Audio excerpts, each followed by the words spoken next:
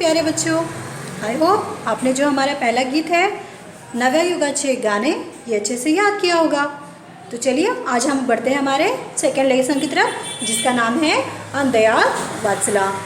ठीक है, आप लोगों ने आपके आसपास, हमारे आसपास बहुत सारे जो जानवर होते हैं, पंछी होते हैं, उनको तो देखा ही होगा। ठीक है, जिसमें जो गाना गाने वाली चिड़ियाएँ होती है, जो पंछी होते हैं, उसके बारे में हम आज मालूमात लेने वाले हैं। जैसे कि कौन कौन सी चिड़ियाएँ होती है जो गाना गाती है। फर्स्ट आप कहोगे कि कोयल होती है, और तोता भी होता है, वो बातें करता है लेकिन गाना नहीं गाता। इसी तरह से एक दयाल नाम का एक पंछी होता है, पक्षी होता है, जो कि गाना गाता है। ठीक है, कोयल जितना मीठा तो नहीं गाता, इसलिए उसको ज़्यादा हम लोग पहचानते नहीं हैं, लेकिन कोयल जो होती है वो हमारी पहचान की बर्ड होती है या चिड़िया होती है। जैसे कि वो मई, जून, जुलाई और अप्रैल में गाना गाती है, कुहू कुहू करती है ना।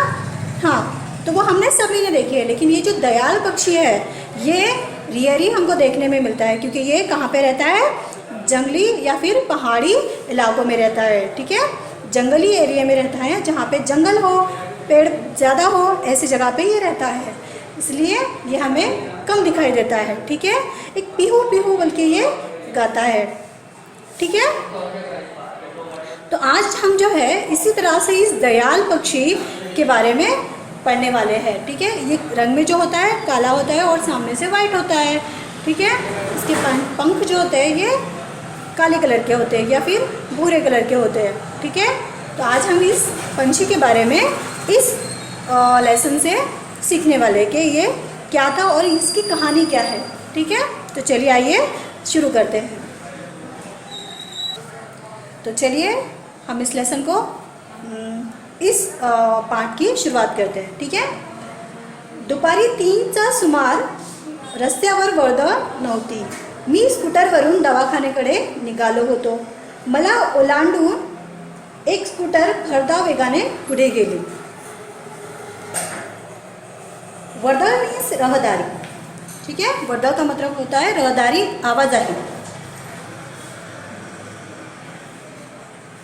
मला ओलांडून एक स्कूटर भरधाव वेगाने पुढे गेली. त्याच वेळी रस्त्याच्या डाव्या बाजूने एक दयाळ पक्षी उड़त आला आणि नेमका त्या स्कूटरला धडकला. यहाँ पे लेखक हमको बता रहे हैं कि जो है टाइम जो था दोपहर का था, और वहाँ पे जो है रास्ते पे दोपहर के टाइम में ज़्यादा रहदारी या आवाजाही नहीं हो रही थी। और मेरे जो स्कूटर है जिस पर के लेखक बैठे हुए थे, जो राइटर है वो बैठे हुए थे, उनको पास करता हुआ, उनको टेक ओवर करता हुआ एक दूसरा स्कूटर उनके बाजू से जो है ज़ोर से निकल गया। भरधाव मीन्स ज़ोर से ज़्यादा स्पीड के साथ निकल गया। और ऐसे बहुत टाइम होता है कि हम देखते हैं जब हम रास्ते से चलते हैं तो हमारी बहुत सारी गाड़ियाँ या फिर स्कूटर वाले या फिर मोटरसाइकिल्स वाले जो है हमारे पास से करीब से गुजरते हैं, वो इतनी स्पीड से निकल जाते हैं या इतनी ज़ोर से निकल जाते हैं कि हमें ये हो जाता है कि इतनी जल्दबाजी इनको किस चीज़ की है। ठीक है, और होता है अक्सर हम जब जाते हैं रास्ते से तो किसी को जल्दबाजी होती है या फिर कोई अपना एक ये बताना है कि नहीं हम भी कोई गाड़ी चला रहे हैं, इस तरह से होता है। तो ये जो है यहाँ पे जो कोई एक पर्सन या कोई एक आदमी जो उनके साइड से स्कूटर लेके काफ़ी ज़ोर से साइड से निकल गया. त्याच वेळी रस्त्याच्या डाव्या बाजूने एक दयाळ पक्षी उड़त आला आणि नेमका त्या स्कूटरला धडकला. और उसी वक्त एक दयाळ पक्षी जो यहाँ पे है हमें बताया गया है, तो वो है उड़ता हुआ आकर उस स्कूटर से टकरा गया. अब वो जो है पंछी, वो जो पक्षी है, वो पक्षी साइड से उड़ता हुआ आया और उस स्कूटर से टकरा गया. वो अपनी स्पीड में उड़ रहा था, लेकिन इस स्कूटर की स्पीड उससे कहीं ज़्यादा थी. वो अचानक उस स्कूटर से, ज़ोरदार चलने वाले स्कूटर से क्या हो गया, टकरा गया. तापलेल्या डांबरी रस्त्यावर मधोमध क्षणात कोसळला. तापलेला मीन्स दोपहर के टाइम वो जो रास्ता था वो इतना गर्म था, और डांबरी रस्त्यावर मीन्स डांबर से जो बना होता है हमारा रोड जो होता है, वो एक टायर को जो है गर्म करके पिघलाकर जो लिक्विड तैयार होता है उसको क्या कहा जाता है, डांबर। और उससे जो हमारा है रास्ते का काम होता है या रोड हमारे बनते हैं। तो उस रास्ते के बीचों बीच वो गिर गया। ठीक है, कौन गिर गया? दयाळ पक्षी। Very good. मला वाटले खेळ खलास, मी थांबलो, समोर पाहिले दयाळ निपचित पडलेला होता। निपचित, निपचित का मतलब होता है हालचाल न करने या बिना हिले डुले। अब देखिए, जब ये जा रहे थे वहाँ से दोपहर का टाइम था और रास्ते पे जो है ज़्यादा गर्दी नहीं थी या फिर आवाजाही नहीं थी। उनके स्कूटर को किसी और स्कूटर वाले ने टेक ओवर करके वो स्पीड से आगे जाने लगा। तभी क्या हुआ, वहाँ पे एक दयाळ जो पक्षी है तो वो उस स्कूटर से, उस ज़ोरदार चलने वाले स्कूटर से क्या हो गया, टकरा गया। और टकराने के बाद वो उस गर्म सड़क पर या उस गर्म रोड पर, रास्ते पर गिर गया। और गिरा अचानक से हुए इस टकराव में जो दयाळ है वो जो है, अभी यहाँ पे क्या लगा है कवि को या सॉरी लेखक को क्या लगा है कि अब इसका खेल खलास हो गया, मीन्स जो है इसका काम तमाम हो गया। अब ये क्या करेगा, शायद मर गया होगा। वो बिना हिले डुले, निपचित मीन्स बिना हिले डुले, वो दयाळ पक्षी जो है उस रोड पे पड़ा हुआ था। अभी लेखक ने क्या किया, वो वहाँ पे रुक गए और सामने उन्होंने देखा तो वो दयाळ जो है बिना हिले डुले वहाँ पे पड़ा हुआ है। शेजारच्याच बस थांब्यावरील काही माणसे रस्त्यावर पडलेल्या दयाळ पक्षाकडे त्रयस्थपणे पाहत उभी होती। त्रयस्थपणे मीन्स तीसरा पर्सन, थर्ड पर्सन जिसे कहेंगे हम, कि दो लोगों में टकराव हो गया, एक स्कूटर वाला और एक वो पंछी दयाळ। और तीसरे जो थे वहाँ पे करीब में ही एक बस थांबा मीन्स जहाँ पे बसेस रुकती हैं और वहाँ से वो पैसेंजर को बिठाकर लेकर जाती हैं। ठीक है, तो वहाँ पर वो लोग भी उस दृश्य को देखने लगे।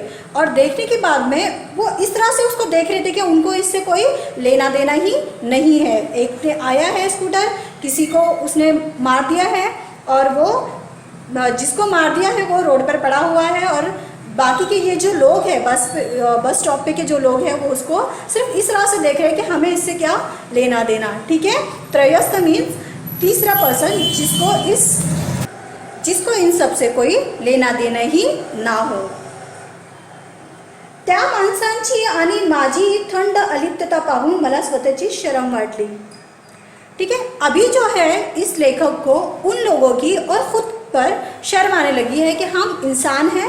एक गाड़ी आती है और एक पंछी को उड़ाकर चले जाती है। उड़ाकर मीन्स उसको टक्कर मारकर चले जाती है और वो पंछी नीचे गिरा हुआ है।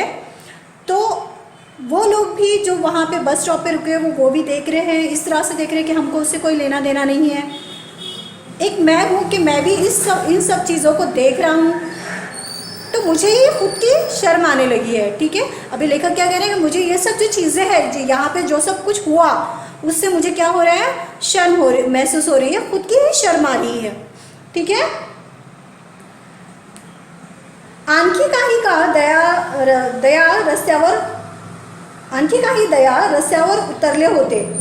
3 कावळे तारेवर बसले होते, पडलेल्या त्या दयाळाचा जणू फडशा पाडण्यासाठी मीन्स वो क्या करने लगे, उसको वो मरने के बाद उसको खाने के लिए वो उस चीज़ का वेट करने लगे कि ये कब मरेगा। ठीक है, वो वेट करने लगे। आपको पता है कि जो जानवर होते हैं वो एक दूसरे को खाते हैं। ठीक है, जैसे कि कौवा हो गया, ये किसी भी उससे छोटे या मरे हुए जानवर को खाता है। तो यहाँ पे क्या हो गया, ये जो दयाल है उसके जो और साथी थे वो उस रास्ते पर उतर गए जहाँ पे ये दयाल को उस स्कूटर की टक्कर लगी थी। ठीक है, और 2-3 कौवे मीन्स आपको पता है ना कौवे जो होते हैं वो किस तरह से होते हैं, तो वो मरे हुए जानवरों को उस दयाल को खाने के लिए वहाँ पे आकर तार पर बैठ गए। चलिए आगे देखते हैं। ज्या अर्थी कावळ्यांनी अजून दयाळला उचललेले नव्हते त्या अर्थी दयाळ खरेच मेला आहे किंवा कसे हे पाहण्याची संधी होती। यहाँ पे देखिए लेखक जो है ये कह रहे हैं कि जिस हिसाब से जा अर्थी मीन्स जिस हिसाब से दयाल को कौवे ने अभी तक उठाया नहीं था, मीन्स कौवे उसको अपने पंजों में दबोच कर ले नहीं गए थे और वो अभी जिंदा है या मर चुका है, ये देखने के लिए जो है अच्छी एक जो है क्या कहेंगे उसे, अपॉर्चुनिटी जिसे कहेंगे, या फिर जिसे कहेंगे कि एक अच्छा मौका लेखक के पास था कि मैं इस पंछी को देखूं कि क्या ये ज़िंदा है या मर चुका है। ठीक है, जब तक कि इस कौवे ने इसको उठाया नहीं है मैं इसको देख सकता हूँ ये ज़िंदा है या मर चुका है। ठीक है, अब इसके बाद कवि कहता है कि मी दयाळजवळ गेलो व त्याला हातात घेतले आणि अहो काय आश्चर्य, दयाने हळू चोच हलवली। अब यहाँ पे ये दयाल जिंदा है या मर चुका है, उसको अभी तक कौवे ने उठाया नहीं है या फिर उसको अपने साथ दबोच कर ले नहीं गए हैं। तो कवि जो है जो लेखक है वो दयाल के पास गए और उसको अपने हाथ में उठाकर उसको देखने लगे पलटाकर। ठीक है, तो देखते क्या है, अहो आश्चर्य, कि क्या देखते हैं अचानक से कि दयाल ने जो है उस पंछी ने अपनी चोच हिलाई। ठीक है, मी त्याला रुमालात गुंडाळून माझ्या स्कूटरच्या डिक्कीत ठेवले आणि दवाखान्यात घेऊन आलो। तो इस लेखक ने क्या किया कि उसको अपना जो रुमाल है, अपनी जो हैंकी है, उसमें उठाकर उसमें उसको लपेट कर, गुंडाकर मीन्स लपेट कर, ठीक है, लपेट कर अपने स्कूटर की डिक्की में रखा और उसको हॉस्पिटल में ले आए। ठीक है, त्याला चोचीतून औषध पाजले आणि एका छिद्रे असलेल्या हवेशीर पुट्ट्याच्या डब्यात ठेवले।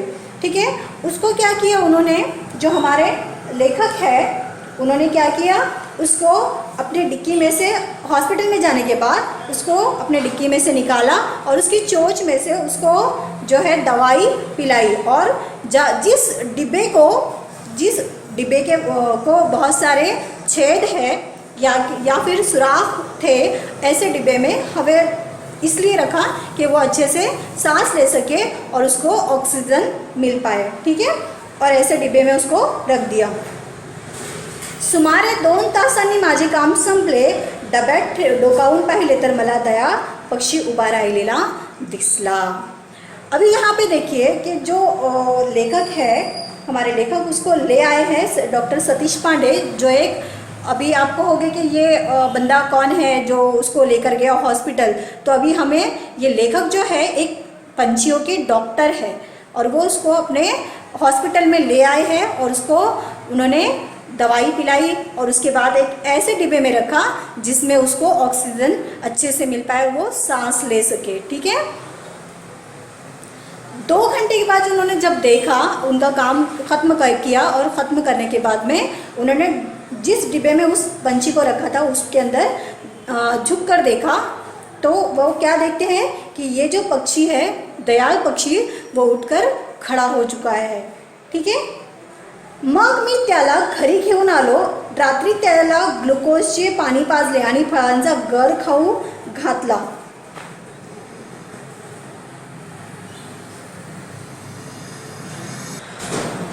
उसके बाद कि इन्होंने देखा, जो हमारे लेखक हैं डॉक्टर सतीश पांडे, इन्होंने देखा कि वो जो है दया खड़ा हो गया है, तो उन्होंने क्या किया, उसको वो रात में घर लेकर आ गए और उसको क्या किया, ग्लूकोज का पानी पिलाया और जो है फलों का जो है जूस वो उसको खिलाया और पिलाया। ठीक है, रात्रभर दयाला छिद्रे पाडलेल्या डब्यातच एका सुरक्षित जागी ठेवले। उसकी जो सुरक्षा है, उसकी जो ये है, वो ज़रूरी इसलिए थी कि क्योंकि वो एक बीमार पक्षी था और उसको अगर यहाँ वहाँ कहीं रख देते, जो हमारे सतीश पांडे हैं, तो उसको बिल्ली या कोई और जानवर खाने का डर था। ठीक है, तो इस तरह से जो है हमारे लेखक उसको यहाँ लेकर आए, उसको हॉस्पिटलाइज किया और उसको ग्लूकोज का पानी, फलों का जो रस है वो पिलाया और उसकी अच्छे से देखभाल की। ठीक है, इसके बाद हम देखते हैं कि सकाळी माझी चाहू लागताच डब्यातून दयाच्या पंखांच्या फडफडाटांचा आवाज़ कानावर आला। देखिए यहाँ पे क्या हो गया, अब जब वो रात भर सोकर उठा वो दयाल पक्षी, तो उसने क्या किया, जैसे ही लेखक सुबह में उठे उनके जो आने की आहट है, चाहुल मीन्स आहट, तो ये उसको जब लगा कि जिसने मेरी जान बचाई, वो उस इंसान के आने की जब आहट इस पक्षी को, इस दयाल को जब हुई, तब उसने क्या किया, उस डिब्बे में से ही अपने पंख फड़फड़ाना शुरू कर दिया और बताया कि मैं यहाँ पर हूँ। ठीक है, तो आवाज ऐकून मला किती बरे वाटले म्हणून सांगू। खरे तर दयाळला निसर्गाने मधुर आवाजाची देणगी बहाल केली आहे। जैसे कि हमने इस लेसन के पहले ही सीखे कि दयाल जो है बहुत ही मधुर और बहुत ही अच्छा गाने वाला पक्षी है। ठीक है, तो यहाँ पे जो है, अब आप किसी के ऊपर मेहनत करते हो, किसी चीज़ के पीछे आप बहुत सारा आपका जो है वर्कआउट लगाते हो, जैसे कि मेहनत करते हो, और अगर उस मेहनत का फल आपको मिलता है तो आपको जो खुशी होती है आप उसके बारे में आप बयां नहीं कर सकते। इसी तरह से हमारे जो डॉक्टर है सतीश पांडे, उन्होंने जो इस मेहनत दया के पीछे लगाई है कि उसको एक स्कूटर वाला उड़ाकर चला गया था, और उसके बाद वो जब सड़क पे पड़ा हुआ था तो सभी सोच रहे थे कि शायद ये मर गया हो, लेकिन जब इन्होंने उतर कर देखा तो उसने अपनी चोंच हिलाई और ये लेखक उसको क्या करे, उसको साथ ले आए। ठीक है, साथ लेकर आने के बाद में उन्होंने क्या किया कि उसको दवाई पिलाई, और दवाई पिलाने के बाद में उसको अच्छे से देखभाल की। देखभाल करने के बाद में जब उसको आराम महसूस हुआ उस पक्षी को, तो इन्होंने क्या किया, उसकी रात भर उसको ऐसे जगह पे रखा जहाँ पर उसकी हिफाजत हो सके। और जब सुबह हुई तो इस पंछी के जो है हालात में या फिर उसकी तबीयत में काफ़ी सुधार था, और वो सुबह में ठीक हो गया। और वो अपने ठीक होने के जो है एक संकेत जिसे कहेंगे हम, वो उस लेखक को देने लगा कि ए मेरे बचाने वाले, मैं यहाँ पर हूँ। ठीक है, और ये काफ़ी और ये सब देखकर जब उस लेखक को ये लगता है कि जो मैंने मेहनत की है इसकी देखभाल करने में, तो वो मेरी मेहनत जो है वो किस तरह से सफल हुई, मैं इसके लिए मेरे पास कोई अल्फाज नहीं है। ठीक है, तो आगे देखते हैं। खरे तर दयाळला निसर्गाने मधुर आवाजाची देणगी बहाल केली आहे, पण काल दुपारपासून दयाळ पक्षाने एकही लकेर गायली नव्हती। मीन्स ये जो दयाळ पक्षी है ये बहुत ही सुरीला गाता है, लेकिन कल दोपहर के हादसे के बाद इससे एक भी आवाज़ या सुर जो है, लकेर जिसे कहेंगे हम, लकेर का मतलब होता है कि एक जो है एक लय जिसे बोलते हैं, कि जो एक आवाज़ जो वो निकालता है उसके एक र तक उसने आज तक नहीं गाया है, कल दोपहर से तो आज सुबह तक। ठीक है, दयाळला हातात घेतल्यावर मला त्याच्या पंखांमध्ये ताकद आल्याची खात्री झाली। दयाळाच्या काळ्या जांभळ्या पंखांवर तेज आलेले होते, पांढरे पोट स्वच्छ दिसत होते, डोळ्यात चमक होती, तो मान हलवून कानोसा घेत होता। अब देखिए यहाँ पे जो दयाळ है उसको हाथ में उठाने के बाद डॉक्टर सतीश पांडे जो हमारे लेखक है उसके पंखों में जब उसको उन्होंने उठाया, अपने हाथों में उठाया, तो उठाने के बाद में जब वो उसके पंख हिलाने लगा ज़ोर से, कल तक जिन पंखों में जान नहीं थी, जिस पंखों में उसने कल से हिलाया नहीं था, वो आज ज़ोर लगाकर उसको हिलाकर उड़ने की कोशिश कर रहा है कि मैं अब कब उड़ूँ। ठीक है, उसके जो अब यहाँ पे उसके सेकेंड लाइन में जो दिया गया है कि उसके काया जांभया, काले और जामुनी जो कलर के पंख है, वो जो है उसमें जो है एक तरह की चमक आ गई थी, और पांढरे पोट स्वच्छ दिशा, उसका सामने का जो हिस्सा है, उसका पेट वाला जो हिस्सा है वो सफ़ेद कलर का होता है, तो वो भी अच्छे से दिखाई देने लगा था। आँखों में एक चमक थी। कल तक जो पक्षी जो गिरकर एक ज़ख्मी पंछी बन गया था, जिसको बहुत ज़ोर से मार लगा था, इस कारण जो जिसके आँखों से चमक जा चुकी थी वो उसके आज आँखों में लौट चुकी है, और वो क्या कर रहा है, अपनी गर्दन हिलाकर आसपास का क्या कर रहा है, जायजा ले रहा है, और वो आनी तो उड़ून जायला तैयार होता, और वो यहाँ से कहीं दूर उड़ जाने के लिए तैयार हो चुका था। मी दयाळला अलगद ओंजळीत धरून गच्चीवर आणले, हलकेच ओंजळ उघडली। अब यहाँ पे देखिए कि जो लेखक है डॉक्टर सतीश पांडे, इन्होंने क्या किया है, उसको अपने हाथों में, दोनों हाथों की हथेलियों में एकदम धीरे से पकड़कर उसको अपने जो टेरेस है, जिसे हम मराठी में गच्ची कहा जाता है, अपने घर की छत पर ले आए। और छत पर लाने के बाद उन्होंने क्या किया कि उसको धीरे से पकड़कर ऊपर लेकर आए। और दयाल पक्षी, यहाँ पे देखिए शब्दार्थ दिया गया है कि सुरेल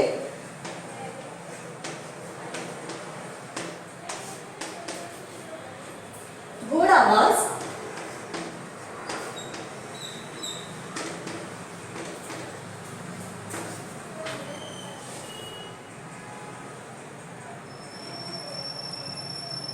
तो यहाँ पे उसको वो लेकर अपने घर की छत पर आए और दयाल पक्षी सहजपणे उडून समोरच्या शिरीषाच्या झाडावर बसला। शिरीष का झाड़ जो होता है वो होता है नीलगिरी का झाड़ जिसे कहते हैं, वहाँ पर वो आराम से उड़कर जा बैठा।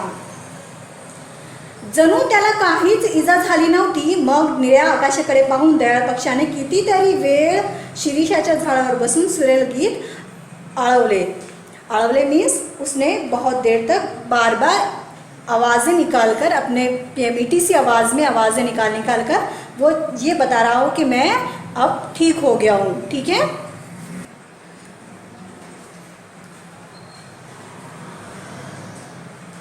शुश्रूषा केल्याचे इतके बहुमोल पारितोषिक क्वचितच कोणास प्राप्त झाले असेल। अभी लास्ट में जो हमारे कवि है डॉक्टर सतीश देशपांडे, ये कहते हैं कि शुश्रूषा मीन्स सेवा।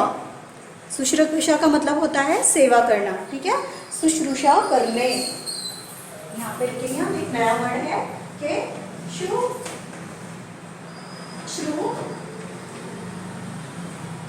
करने, सेवा करने। ठीक है, बहुमोल, बहुमोल का मतलब होता है कि जिसका कोई मोल ना हो या फिर खूब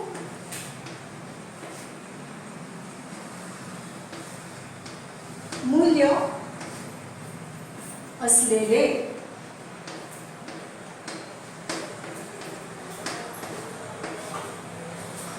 जिसका कोई मोल ना हो या फिर जिसकी कीमत ना अदा की जाए, वो होता है बहुमोल। ठीक है, तो इस तरह से हमारे जो लेखक है डॉक्टर सतीश देशपांडे, ये कहते हैं कि मैंने किसी की खिदमत की, और वो भी किसी ऐसे जानवर की जो जिसे हम कहते हैं कि जो बात ना कर सके, ऐसा जानवर है जो अपनी तकलीफ़ ना बता सके, और मैंने उसकी खिदमत की, तो उसके बदले में जो मुझे खुशी मिली है, वो खुशी कैसी थी, वो अनमोल थी, जिसका हम कोई मोल नहीं कर सकते थे, या फिर जिसको हम कहेंगे कि जिसकी कोई कीमत ना अदा की जाए। ठीक है, तो इस तरह से हमारा जो ये लेसन है यहाँ पे ख़त्म होता है। और हमने इस लेसन में देखा कि किस तरह से एक पंछी है जो किसी स्कूटर से टकरा जाता है, और वहाँ पे ये हमारे डॉक्टर सतीश देशपांडे होते हैं। फिर किस तरह से वो उसकी खिदमत करते हैं, उसको अपने घर लेकर आ गए, फिर उन्होंने दवाई पिलाई, फिर उसके बाद उसका ख्याल रखा, उसको ऐसे डब्बे में रखा जहाँ पर उसको अच्छे से हवा या ऑक्सीजन मिल पाए। उसके बाद अगले दिन जब उसको आराम लगा, उस पंछी को, उस दयाल को, तो उसने क्या किया, उसने अपनी खुशी जाहिर की, और जिसने अपनी जान बचाई उसके प्रति उसके दिल में जो है एक आदर भाव था, तो उसने अपने हर खुशी को उस बंदे के सामने, उस इंसान के सामने जाहिर किया कि मैं, आपने जो मेरी खिदमत की उसके लिए मैं आपका शुक्रगुजार हूँ। ठीक है, तो इस तरह से हमारा ये पहला लेसन यही ख़त्म होता है। जज़ाकल्लाह।